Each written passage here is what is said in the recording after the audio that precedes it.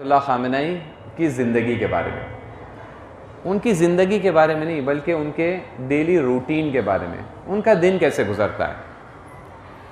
आप अगर जाके इंटरनेट पर सर्च करें तो कई लोग जो उनसे नज़दीक रह चुके हैं या उनके घर वाले या उनके कोई बॉडीगार्ड या उनके कोई दफ्तर वाले लोग, उन्हीं ने अलग अलग चीज़ें उनके रूटीन के बारे में बयान की है कि जिससे जमा करके जो तस्वीर मेरे सामने आई है वो मैं आपकी खिदमत में अर्ज़ करना चाहता हूँ। आयतुल्लाह ख़ामेनी हफ़ज़हुल्लाह ये हर दिन सुबह की अज़ान से 1-2 घंटे पहले उठते हैं, सुबह की अज़ान से, और इबादतें अंजाम देते हैं। सुबह की नमाज तक इबादत, तिलावत, किसी दिन नमाज ज़्यादा पढ़ते हैं, किसी दिन कुरान ज़्यादा पढ़ते हैं, और सुबह की अज़ान तक ये रूटीन जारी रहता है। सुबह की अज़ान के वक्त ये नमाज बाजमात पढ़ते हैं, बाजमात, लेकिन अपने ही घर में बाजमात। फैमिली होती है, शायद 1-2 ख़ास और लोग होते होंगे, अपने घर में बाजमात नमाज पढ़ते हैं। उसके बाद नाश्ता करके चले जाते हैं ये अपने दफ्तर। इनका दफ्तर दूर नहीं है, पैदल रास्ते पर इस तरह से अरेंज किया गया है कि घर और दफ्तर एक ही सिक्योरिटी एरिया में हो। वहाँ चले जाते हैं, वहाँ पर दिन भर मीटिंग्स हैं, काम है, दुनिया भर से लोग आ रहे हैं उनसे मिलना, मुल्क भर से लोग आ रहे हैं उनसे मुलाकात करना, अलग अलग मैटर्स को फॉलो करना।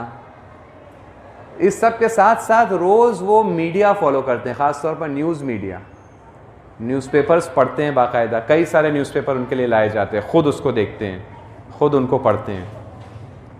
अभी मुझे पता चला एक मोतबर सोर्स के ज़रिए कि आयतुल्लाह ख़ामेनी ने अभी चंद साल पहले अपने आप को इतनी इंग्लिश सिखाई है कि अब वो इंग्लिश की न्यूज़ को पढ़ सकते हैं विदाउट ट्रांसलेशन।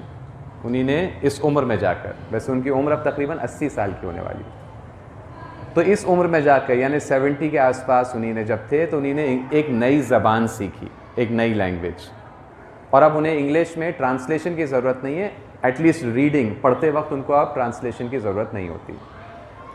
तो ये सब फॉलो करते हैं। मीटिंग्स हैं, मुलाकातें हैं, काम है मुख्तलिफ, इसे ज़ोहर तक अंजाम देते हैं। फिर उसके बाद नमाज ज़ोहरैन पढ़कर फिर घर जाते हैं, खाना खाते हैं, थोड़ा रेस्ट करते हैं, फिर लौटते हैं, 3 बजे 4 बजे वापस लौटते हैं, और फिर रात तक काम होता है। फिर घर जाते हैं तकरीबन 10 बजे, 10:30 बजे। वो ख़ुद कहते हैं कि 10 साढ़े 10 के आसपास उनको नींद आती है, और उस टाइम अगर मुमकिन रहा तो वो सोना पसंद करते हैं। और फिर नमाज सुबह से 2 घंटे 1.5-2 घंटे पहले उठना, यानी 4-5 घंटे तकरीबन शायद उनकी नींद होती है रात। ये उनका नॉर्मल दिन है। कुछ दिन में रूटीन थोड़ी चेंज हो जाती है। हफ्ते में 3 दिन एक्सरसाइज करने जाते हैं, कसरत करने, वर्जिश करने। क्या करते हैं? उन्हें पहाड़ चढ़ना पसंद है, पहाड़ों को चढ़ना पसंद है। तो कई बार ऐसा करते हैं कि सुबह जैसे उठे 2 बजे 3 बजे, थोड़ी बहुत इबादत अंजाम दी या नहीं भी दी, निकल पड़े पहाड़ों के लिए। गाड़ी में बैठे चले गए। वैसे आप जो लोग तेहरान गए आपने देखा होगा कि तेहरान पहाड़ों के बहुत नज़दीक है, तो गए पहाड़ों की तरफ चले गए।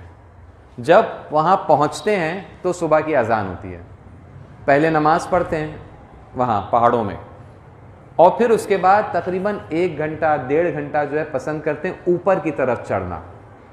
अलबत्ता टेक्निकल क्लाइंबिंग नहीं, रस्सी ये सब नहीं, इस तरह से नहीं, पैदल ही चढ़ना, लेकिन मेहनत से ऊपर की तरफ चढ़ना, जिसमें पैरों पर, पूरी बॉडी पर, सीने पर, दिल पर, फेफड़े पर ज़ोर पड़ता है, इंसान की सांस फूलती है। इस उम्र में तकरीबन 1 घंटा ऊपर चढ़ते हैं और फिर तेज़ी से नीचे आते हैं।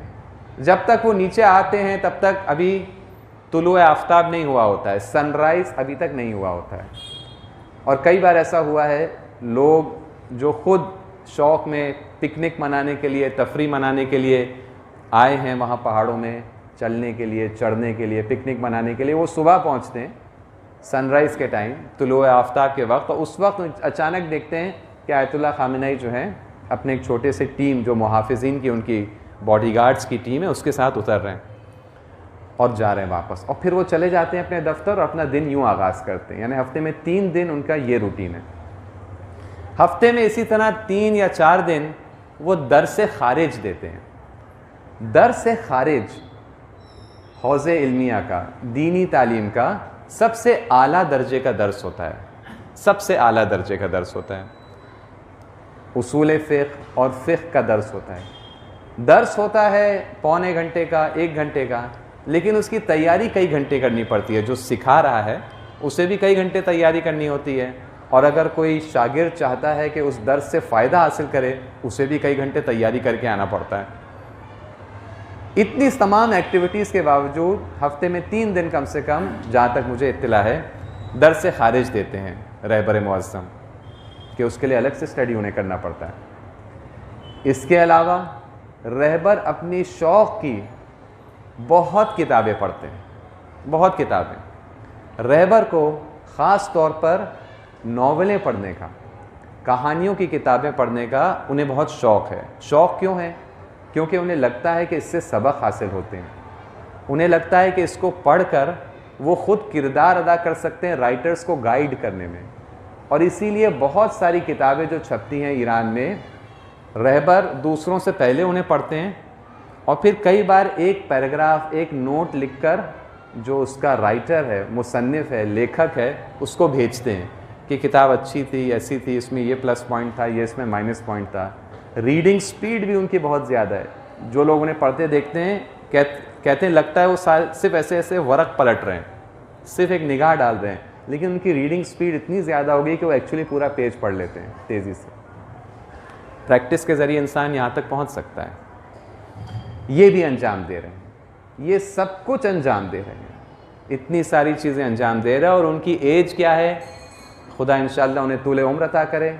अभी 80 साल के अभी होने वाले।